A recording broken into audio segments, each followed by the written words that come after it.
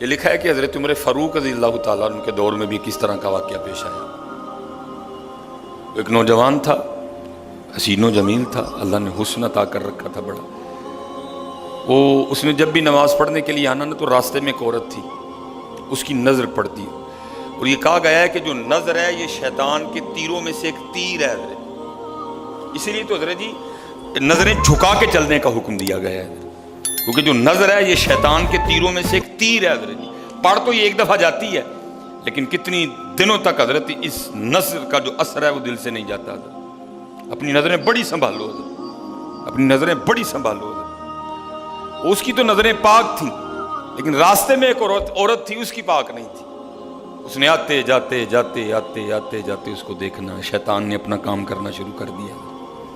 اس نے ایک دن کیا کیا، اس نے اپنی خادمہ سے نا اپنی خواہش کا اظہار کیا، میرا دل کرتا ہے کہ اس نوجوان سے نا تنہائی ملے، لیکن ملے تو ملے کس طرح؟ وہ جو خادمہ تھی ذرا پکی عمر کی تھی، اس نے کہا یہ تو کوئی مشکل کام نہیں ہے، آج ہی رات کو بات بنا دیتی۔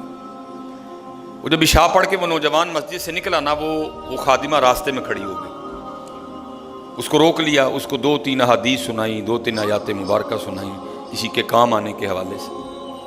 ہمارے گھر میں مرد کوئی نہیں ہے، کچھ وزنی سا سامان اٹھانا ہے، اگر آپ اٹھا دیں تو بڑی نوازش ہوگی، اللہ راضی ہوگا، اللہ کے رسول راضی ہوں گے، کوئی مسئلہ نہیں۔ اسی طرح ہوا حضرت، وہ گھر لے گئی، پچھلے کمرے میں لے گئی، وہ جیسے کمرے میں داخل ہوئے وہ عورت پہلے موجود تھی، اس نے جناب اندر سے چٹکنی لگا لی اور اس کے سامنے اپنی خواہش کا اظہار کیا۔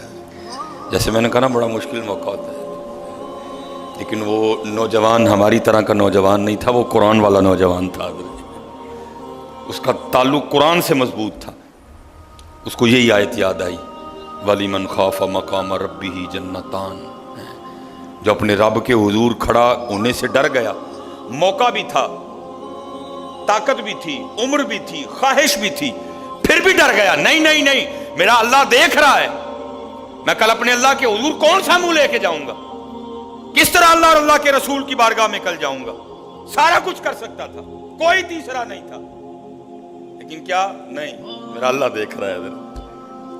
وہ ایسا خوف طاری ہوا، ایسا خوف الہی طاری ہوا، گش کھا کے گر گئے نیچے۔ اب عورت ڈر گئی، آگے بڑھ کے کسی نے نبض نہیں دیکھی کہ زندہ ہے کہ شہید ہو گئے، انہوں نے سمجھا کہ شاید مر گئے۔ اس نے دروازہ کھٹکھٹایا، باہر سے اس نے خادمہ نے دروازہ کھولا، اس نے کہا یہ تو مر گیا۔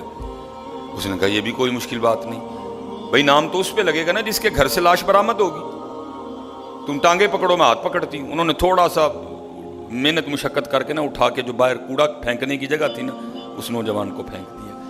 اب رات پڑ گئی، بیٹا گھر نہیں آ رہا، باپ پریشان تھا۔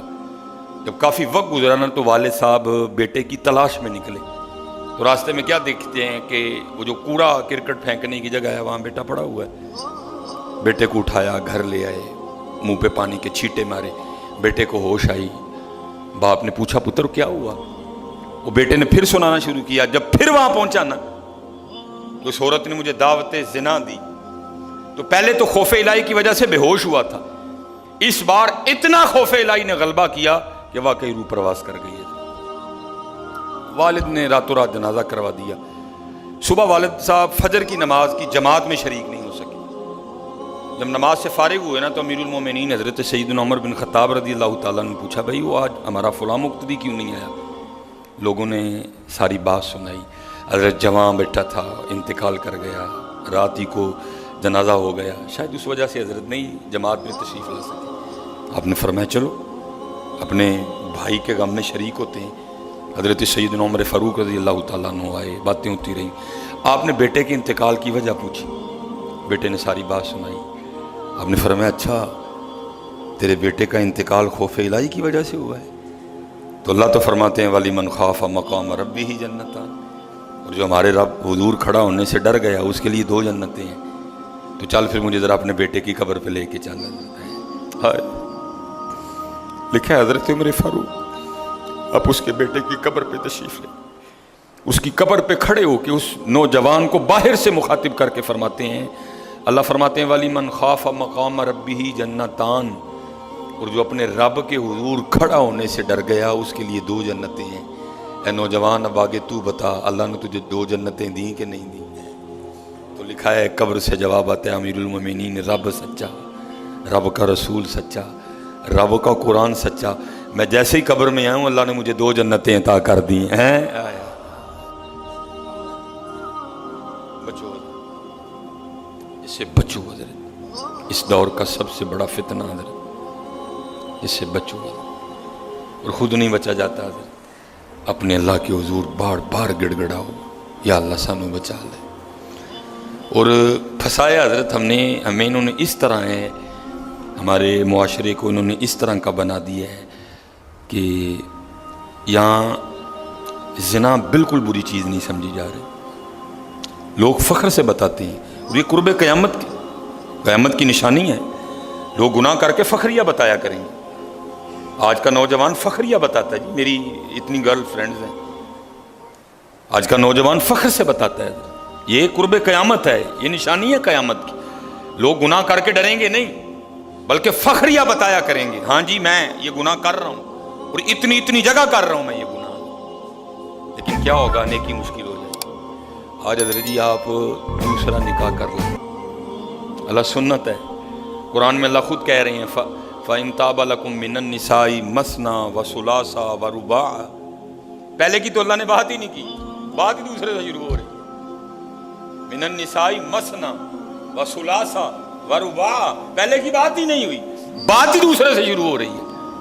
جتنی مرضی گرل فرینڈ رکھ لیں آپ کو کوئی برا نہیں سمجھے گا، بلکہ لوگ آپ کے جانے کے بعد بڑا خوش ہو گئے کہ یار بڑا رنگین مزاج آدمی ہے، لیکن حضرت آپ دوسرا نکاح کر لیں اسی وقت آپ لوگوں کے کاغذوں میں 2 نمبر ہو جائیں گے، پیکے بھی ناراض، سونے بھی ناراض، بھرا بھی ناراض، سالہ بھی ناراض، ہیں جی چھوٹا بھی ناراض، وڈا بھی ناراض ہے۔ یہ کیا ہے؟ یہ قرب قیامت ہے حضرت۔